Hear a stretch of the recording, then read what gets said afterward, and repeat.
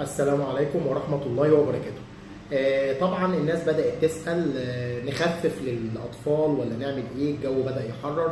هو فعلا يا جماعة خلاص، يعني كل سنة وحضراتكم طيبين. رسميا دخلنا في الربيع، رسميا ما عادش في موجات برد تاني، إلا يعني لو حاجة حصلت بقى من عند ربنا، دي حاجة تانية. فإحنا المفروض نخفف للأطفال خلاص. يعني أنا دلوقتي بشوف طبقات غريبة قوي من اللبس في الأطفال خصوصا الرضع، بالست سبع ثمان طبقات لسه. لا كده حرام. العرق ده هيعمل للاطفال اجهاد حراري رهيب، هيعرقهم كتير، ممكن يدخلهم في سخونيه، ممكن يدخلهم في جفاف.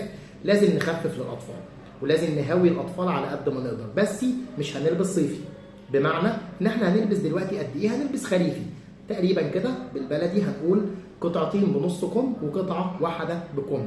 كل ده قطن يا جماعه، مفيش اي صوف، مفيش بلوفرات، مفيش كلام من ده. خلاص. النقطه الثانيه، الرضيع هنخفف له. الرضيع ما يخففش قوي علشان ما يبردش مننا الفتره دي برده، لان لسه فيه الايه، الدنيا ملخبطه شويه. طب المفروض نلبسه قد ايه؟ برده قطعتين صغيرين كده تحت بنص كم وقطعه واحده بكم خارجيه. ممكن لو حسينا ان الجو برد عليه نغطيه. راقبي حضرتك الجو حواليكي في الغرفه اللي احنا قاعدين فيها. مهم جدا مراقبه الحفاض في الرضيع. لو لقينا البول بيقل او حاجه، يبقى معنى الكلام ده ان انا محتاج ازود الرضاعه شويه.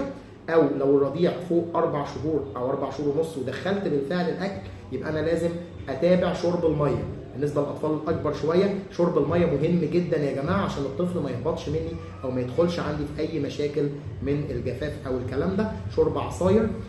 ناخد بالنا الفتره اللي احنا فيها دلوقتي فتره تقلبات جويه، فتره فيروسات كتير جدا. طفلي تعب، طفلي سخن، طفلي رجع بسرعه على الدكتور عشان ابدا بسرعه العلاج.